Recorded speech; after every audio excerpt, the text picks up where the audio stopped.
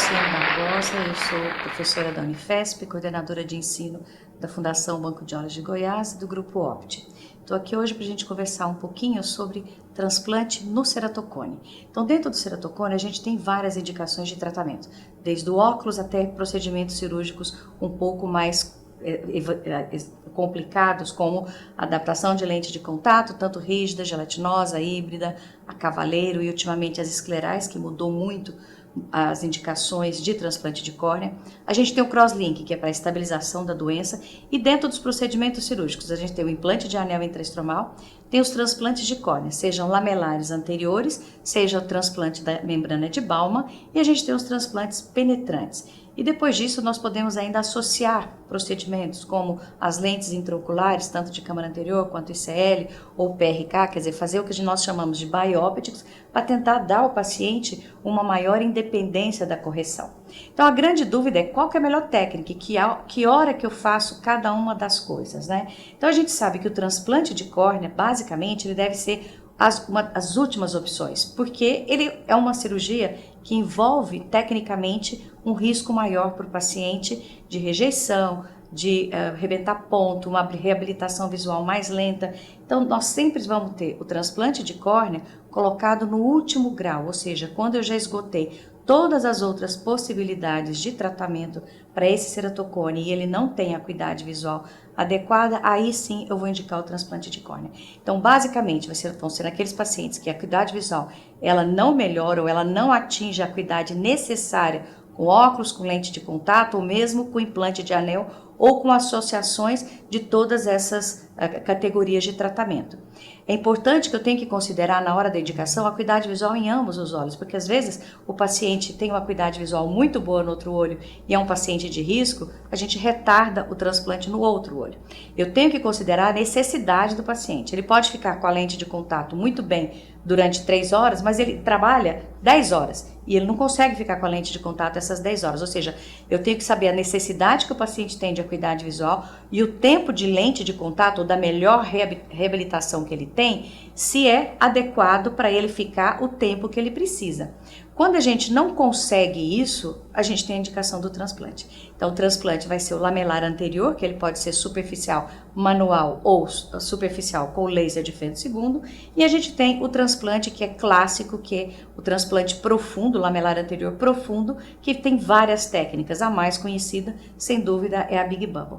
E depois, quando a gente não tem indicação de transplante lamelar, não dá para fazer transplante lamelar, a gente passa para o transplante penetrante, que ele pode ser feito da moda tradicional ou ele pode ser modelado utilizando o laser de femtosegundo, buscando então uma recuperação mais rápida e uma estabilização mais rápida também dos resultados visuais, né?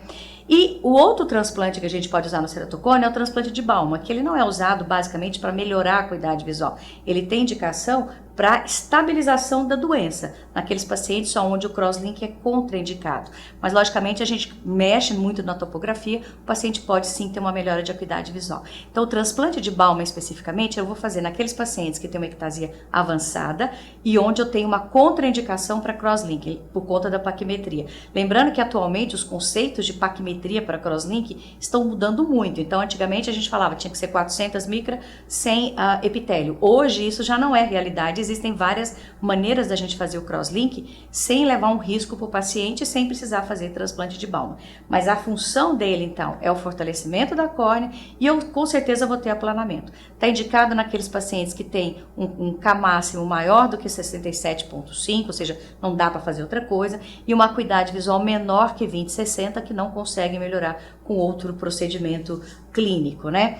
E, logicamente, se eu tenho documentado uma progressão da doença, porque esse é o objetivo da Baumann, parar a doença independente de acuidade visual, desde que o paciente tenha algum tipo de acuidade visual viável, ou seja, ele não tem indicação de ir diretamente para o transplante de córnea, né? Então aqui vocês vão ver o vídeo do enxerto de Baumann, ele foi criado pelo Gerrit Melles, na Holanda. Esse vídeo é um vídeo dele, Então, a gente vê que é um procedimento relativamente simples, ele é feito manual e atualmente o Dr. Pedro Bestino desenvolveu uma técnica bem elegante de fazer isso com laser de femto segundo. Então, nós temos então uma incisão no olho receptor, uma incisão lamelar, e nós vamos então fazer um pocket aqui em torno de 200 micra.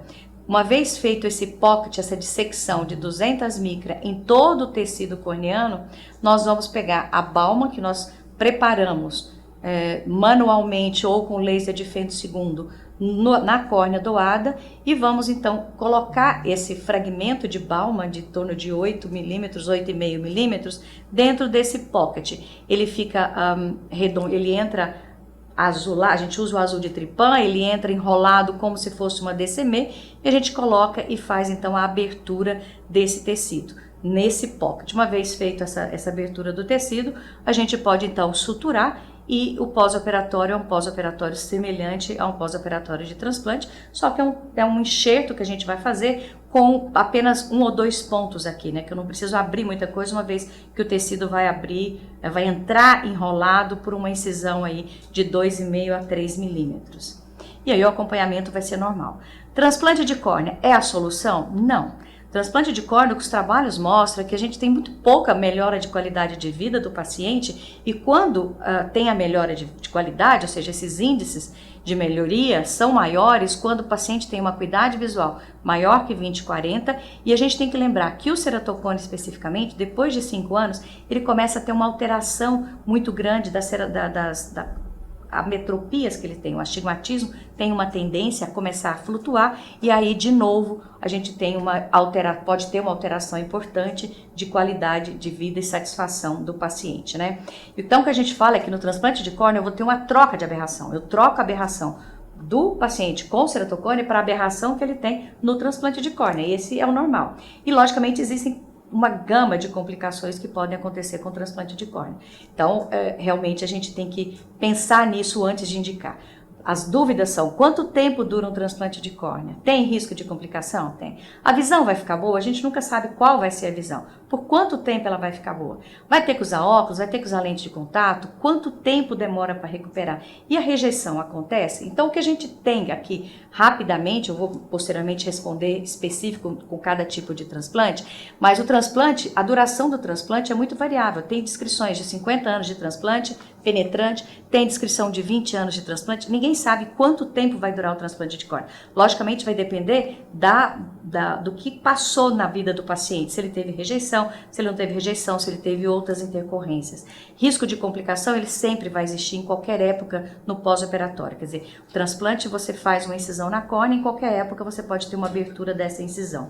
A visão vai ficar boa? É importante lembrar que o transplante de córnea é para fazer com que o paciente tenha uma acuidade visual adequada usando óculos ou lente de contato. Então, muitas vezes o paciente está bem adaptado com óculos ou com a lente de contato e vem para fazer o transplante porque não quer usar óculos e lente de contato. Não é o transplante que vai oferecer isso para ele, porque a gente não sabe qual a visão final que esse paciente vai ter. E a grande maioria dos pacientes, depois de 1 ano de retirada de ponto, de acompanhamento, acaba tendo que usar óculos ou lente de contato para ter a melhor visão. Por isso que a gente sempre fala, a melhor visão do paciente com ceratocone ou com alteração de córnea é lente de contato rígida.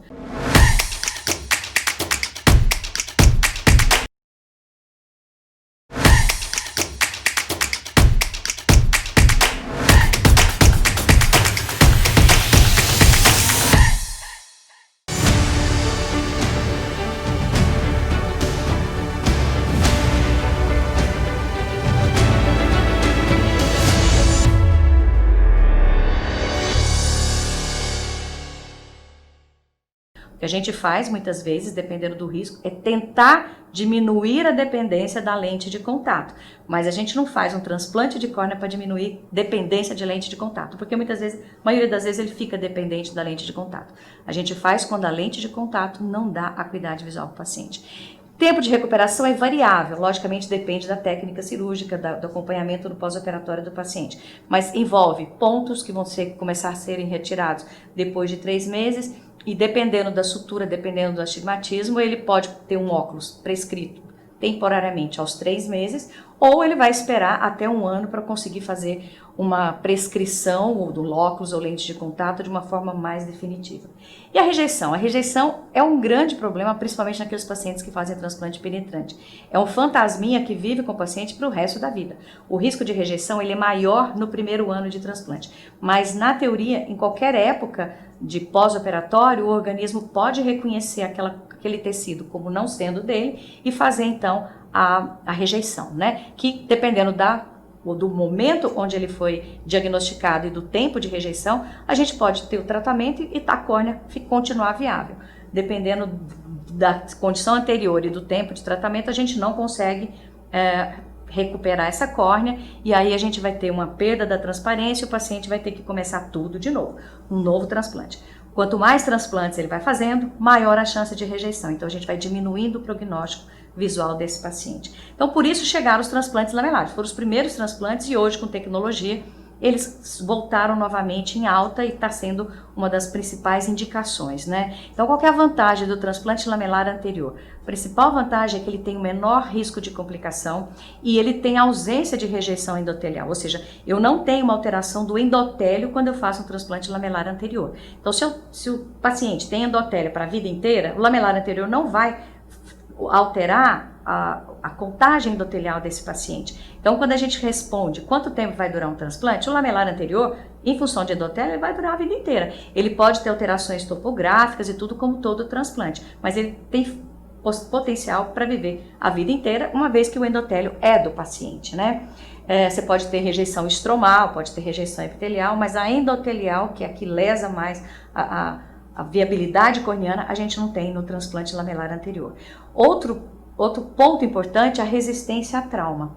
Então eu já comentei que quando a gente faz um corte, o olho fica mais sensível, fica mais fácil, qualquer trauma ele pode abrir a incisão. Essa é uma criança que foi submetida a um transplante de córnea lamelar e, veja bem, em 1 ano ela teve 2 traumas, é difícil, ela só não perdeu o olho porque era um transplante lamelar. Então o transplante abre inteiro, mas a câmara continua feita porque ela tem uma camada que dá uma sustentação, né? E logicamente eu tenho uma maior disponibilidade de tecido, uma vez que eu não preciso de um endotélio viável.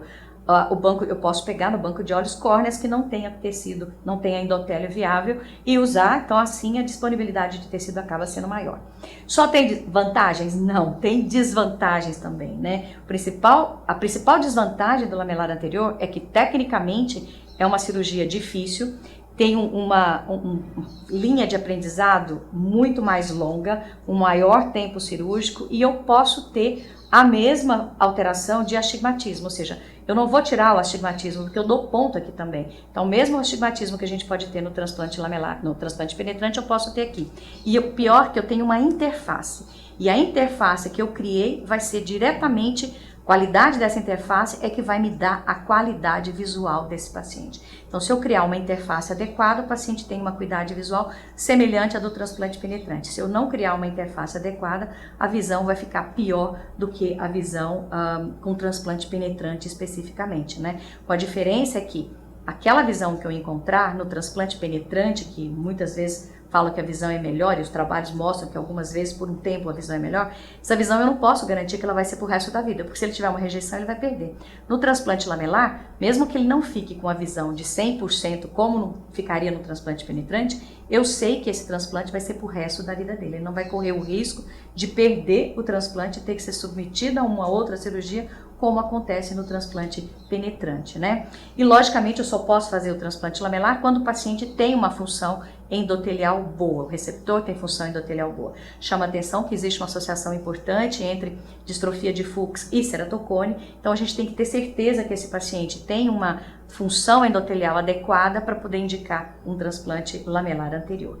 E o que tem na literatura, né? Essa é a primeira revisão de literatura que foi feita em 2013, comparando o transplante penetrante com o transplante lamelar em ceratocone.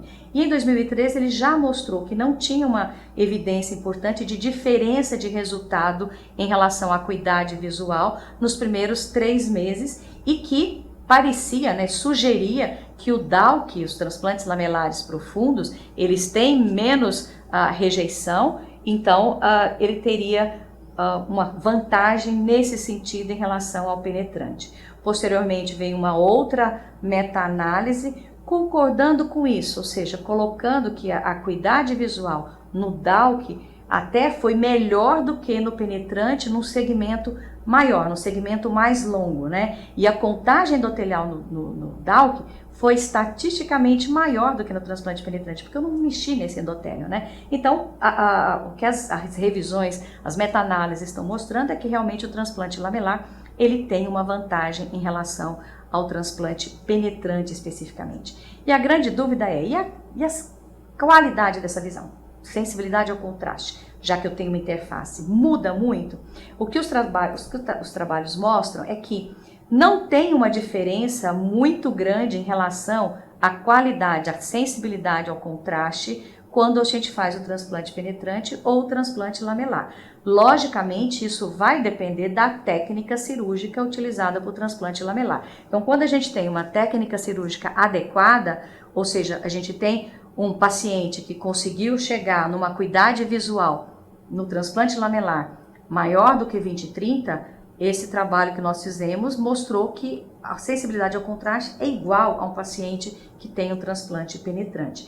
E a outra vantagem grande que a gente tem no lamelar é que eu posso usar córneas que não têm viabilidade endotelial, ou seja, se eu posso usar córneas liofilizadas, que foi o que esse trabalho mostrou pra gente, córneas liofilizadas por 1 ano, eu pude usar porque teve uma recuperação boa com acuidades visuais semelhantes ao paciente que foi feito o transplante lamelar com córnea a fresco, ou seja, é uma vantagem que a gente tem uma disponibilidade de tecido maior, né?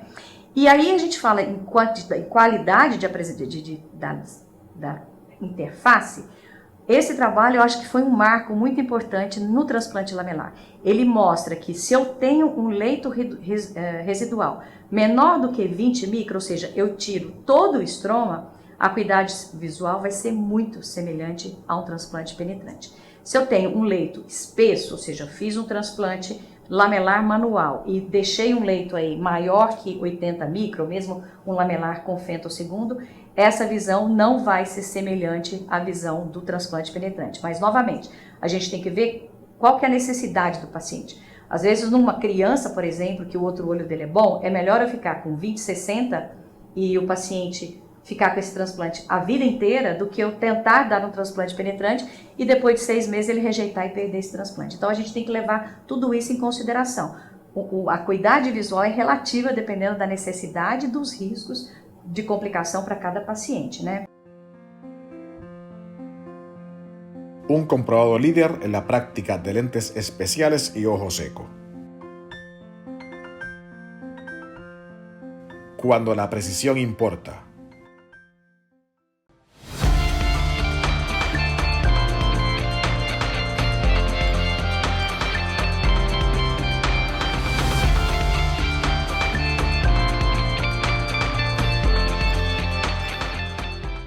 Então aqui é uma comparação do que tem na literatura de transplante lamelar com transplante penetrante em termos de acuidade visual, né? Então vocês veem que maior que 20/40, todos eles são semelhantes, né? E o número de olhos relativamente bom. Uma visão maior do que 20/30, olha só, transplante lamelar dá acuidade visual maior do que 20/30. E aqui acuidade maior do que 20/20. Transplante lamelar, ele também dá visão de 20/20 na mesma proporção do transplante penetrante. Logicamente relacionado à técnica. E outro ponto importante para a gente analisar, principalmente países do terceiro mundo, é o custo-efetividade do tratamento. Então esse trabalho indiano mostrou que, de Singapura, não foi indiano, esse trabalho em Singapura, ele mostrou que o transplante penetrante, ele acaba sendo um transplante para realizar um pouco mais barato. Porém, quando leva-se em conta a sobrevida do enxerto, o número de retornos, depois de 20 anos de transplante, o DALK ganhou em relação ao penetrante. Ou seja, a taxa custo-benefício, indicador de custo por dólar por ano, que foi ajustado à qualidade de vida nesse trabalho, ela foi positiva em ambas as técnicas, mas ele foi maior no DALK do que no transplante penetrante. Então a gente tem que levar isso sim em consideração, principalmente quando a gente tem um sistema único de saúde que pode não ter condição de suportar isso, né? E dentro das técnicas, essa aqui que vocês estão vendo é um transplante, uma LTK, um transplante lamelar semi-automatizado com laser de femtosegundo, que pode ser feito no paciente com ceratocone. Então a gente usa uma plataforma do microcerátomo, a espessura, a gente vai escolher a espessura dependendo da paquimetria do paciente. Então, com muita facilidade, a gente corta e vai me dar uma interface boa, porque o microcerátomo ele tem um corte adequado, a gente está acostumado a mexer com isso, apesar de estar indo aqui mais profundo do que a gente faz no LASIK especificamente. Então, eu tiro esse disco e vou colocar uma córnea, que eu também vou cortar com o microcerátomo, uma córnea doada, fazendo uma somatória de tecido. Importante a gente sempre checar os diâmetros que foram cortados, porque o microcerátomo é feito para córnea normal, não é feito para córnea alterada. Então é importante a gente checar esses diâmetros, corta a córnea doada e aí a gente faz a sutura da mesma maneira que a gente faz a sutura do penetrante, podendo ou não adicionar tecido. Ou seja, se eu tirei 350 e a córnea tinha 500 e eu quero ficar com uma córnea de 550 ou de 600 para ter tecido depois para tratar uma ametropia residual, eu posso colocar um tecido mais espesso, só tendo cuidado de na sutura a gente passar isso, não deixar degrau, né? E essa é a técnica mais realizada, que tem uma melhor, não é a melhor reprodutibilidade, mas é que dá uma melhor acuidade visual, ou seja, é a técnica de Big Bubble, ela tem várias maneiras de serem feitas. O que disseminou a facilidade de fazer a técnica de Big Bubble foi a Pac Bubble, descrita pelo colega, o Dr. Ramon Ganem, e ele faz uma paquimetria e entra 90% da profundidade da paquimetria na incisão com o bisturi e depois, utilizando uma agulha ou uma cânula, a gente vai injetar ar até observar a formação da bolha. Então aqui vocês estão vendo que eu fiz aqui um enfisema, mas eu não formou a bolha ainda. A bolha entrou através do canal de Schlenk, mas não formou a Big Bubble. Vou um pouco mais profundamente em direção ao centro, aí sim a gente atinge a formação da Big Bubble.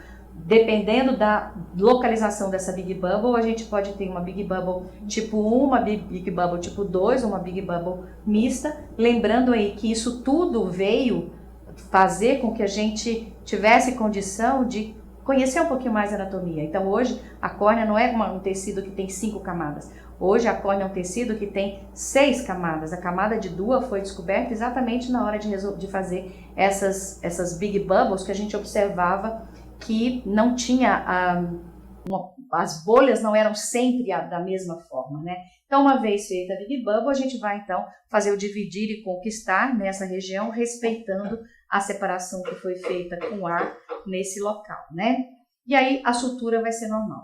A outra forma de fazer isso é com laser de femtosegundo, né? Então, esse paciente é um ceratocone que tem um anel, que não apresentava uma visão adequada com o anel, então a gente faz o transplante, a dissecção lamelar usando o laser de femtosegundo.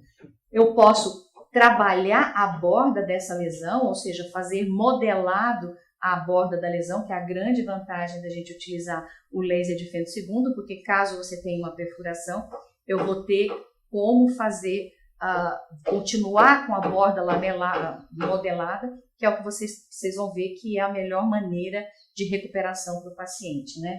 Então aqui o laser de femtosegundo vai passar dissecando todo o tecido e depois que a gente retirar essa primeira camada de tecido separada com o laser de femtosegundo, nós vamos então fazer a Big Bubble, que é a melhor maneira hoje da gente fazer a cirurgia, apesar de ter o custo ao custo específico do laser de femtosegundo, né? Então, não são todos os pacientes que conseguem ser submetidos a essa técnica.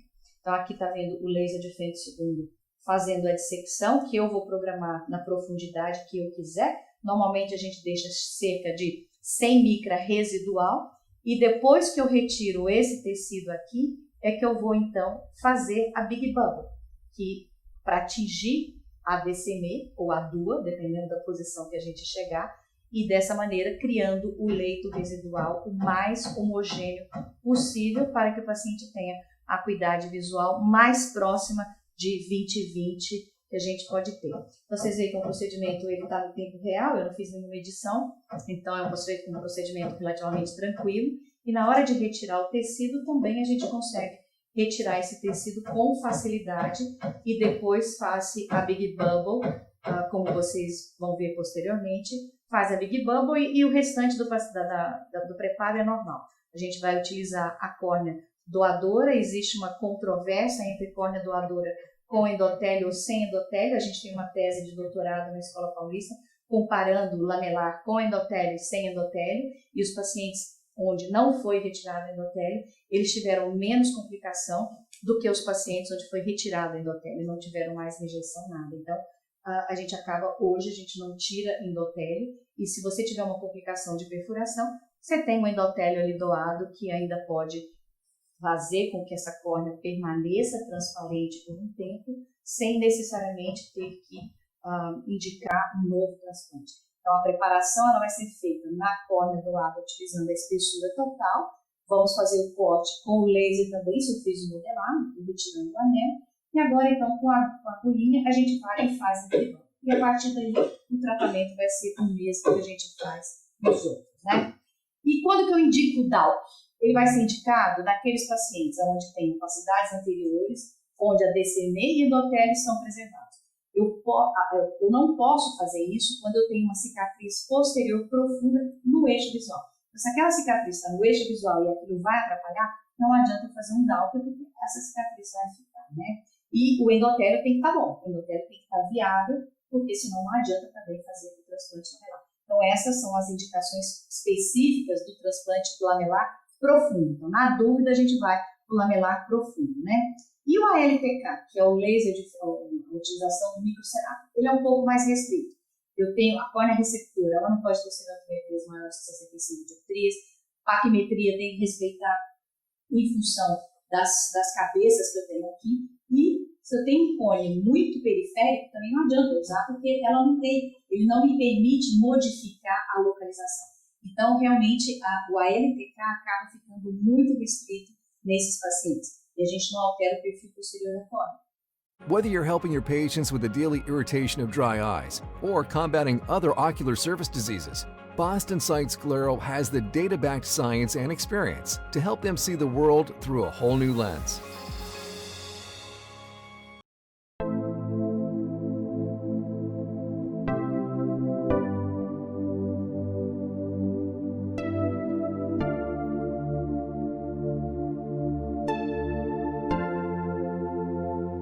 Então, a acuidade visual vai ficar uma acuidade visual semelhante à acuidade visual que a gente tem do lamelar superficial. Então, esse aqui é o trabalho que a gente fez, são várias fotos dos pacientes com lamelar feito com a LPK. Você vê que o perfil posterior ele continua com a mesma alteração. Né? A gente deixa muito estômago. Se eu deixo muito estômago, a acuidade visual não vai ser tão boa quanto a acuidade visual que a gente tem quando a gente faz a LPK. E o laser de 30 segundos, ele me ajuda no ceratofone para fazer os transplantes penetrantes personalizados, e qualquer um seja que a gente vai ver, e ajuda também nos transplantes lamelares, principalmente nos anteriores, né, com alguns problemas que a gente vai ver, e o transplante de Bowman que eu já comentei. Então, existem várias maneiras da gente trabalhar a incisão quando eu uso o laser de 30 segundos. E o que a gente usa com mais frequência no ceratocone é o Z, né, seja em árvore de Natal, seja o Z mesmo, que eu tenho uma maior área de contato, isso porque uma fibrose maior na incisão, estabilidade maior na refração, e a gente utiliza também o cogumelo, porque eu não preciso tirar tanto o endotélio, tiro mais parte anterior, que é onde está a doença específica do ceratocone. Então a gente vai usar o tipo cogumelo, que está aqui, eu preservo o endotélio, e posso usar também a forma do zigue-zague, que eu não vou estar preservando o endotélio, mas eu vou estar aumentando a área de contato e fazendo com que essa incisão fique mais firme e estabilize mais rápido. Nós tivemos a oportunidade de fazer um clinical trial comparando transplante penetrante com treco na vácuo e o transplante penetrante em ceratocone usando laser de 30 segundos em 60 pacientes, mesmo pós-operatório, mesmo cirurgião, mesma retirada de sutura, mesmo número de suturas. E o que a gente observou depois de um ano, então aqui estão os grupos específicos, aqui vocês estão vendo o laser preparando a córnea doada, né? Então a gente faz o mesmo corte que a gente faz na córnea receptora, a gente vai fazer na córnea doada. Então ela foi usada um mushroom com uma adequação do ângulo E o grupo 2 foi feito trépano a vácuo, 8,5, 8,5 ou 8,8. E aqui também o mesmo diâmetro, né? E o segmento foi feito adequado. Vocês veem que a córnea, a gente tira a córnea com uma facilidade muito grande, e aquele mesmo corte é o que a gente vai fazer aqui na córnea receptora e depois faz a sutura. É um pouco mais complicada a sutura no transplante modelado, então existe realmente necessidade de treino, porque se a gente não fizer a sutura adequada, posso me deparar com astigmatismos muito altos no pós-operatório desse paciente e um tratamento de astigmatismo que muitas vezes a gente não sabe, não está preparado ainda, porque foram poucos casos que acabaram sendo feitos, né? Então aqui o corte na córnea receptora especificamente, eu vou fazer no mesmo diâmetro, aqui vocês veem que eu estou preservando pelo menos 1 milímetro de endotélio de cada lado, e o externo eu faço então uma retirada de estroma maior, né?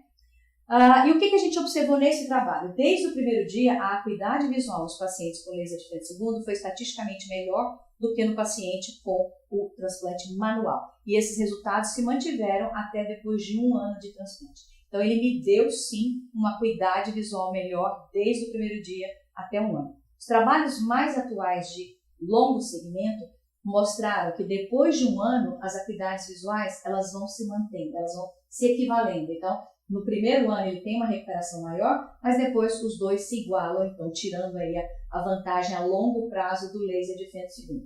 Então, o laser de frente segundo promoveu uma recuperação mais rápida, promoveu melhor acuidade visual, determinou menos aberração, não teve diferença em relação ao astigmatismo e tiveram, nesse estudo, menos episódios de rejeição nos pacientes submetidos ao laser de frente segundo, né? E para a gente examinar, quer dizer, as medidas que nós fizemos de OCT nas incisões foram bastante reprodutíveis, ou seja, o laser de frente segundo ele entrega o que ele se propõe, né?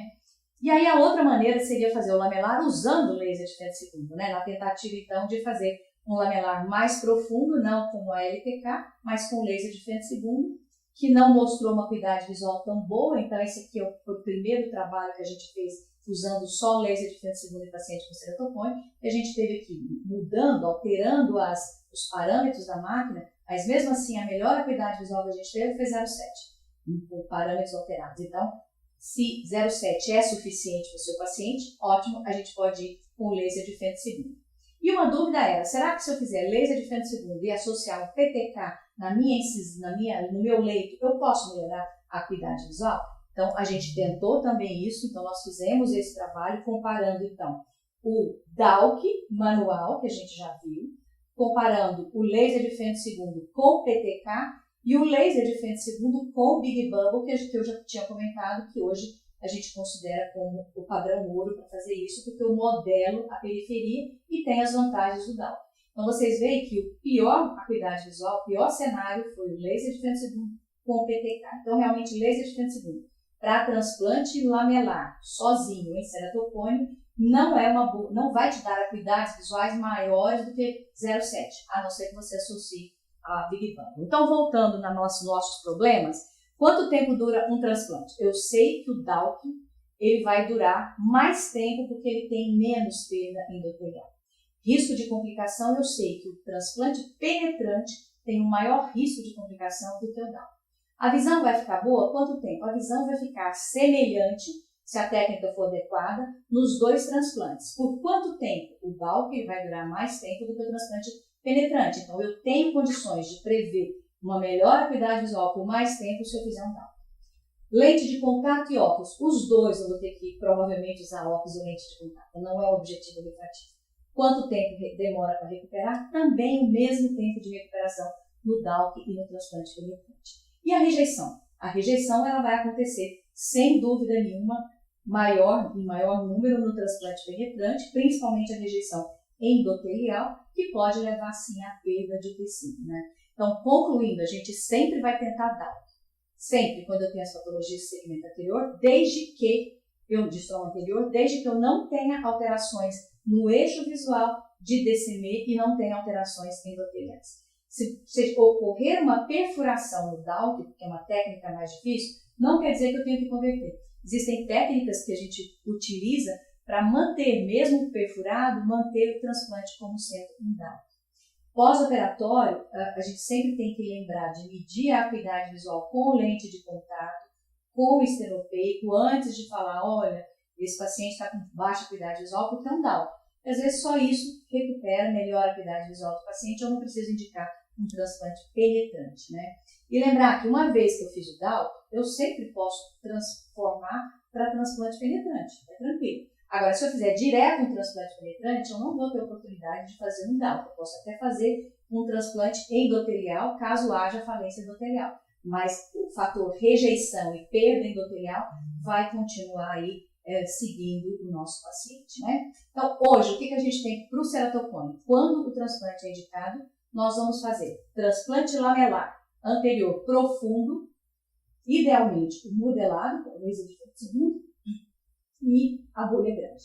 E quando eu faço penetrante, nós preferimos fazer transplante penetrante modelado com laser de frente segundo, utilizando ou o corte em cogumelo ou o corte em zigue-zague. Era isso, muitíssimo obrigada.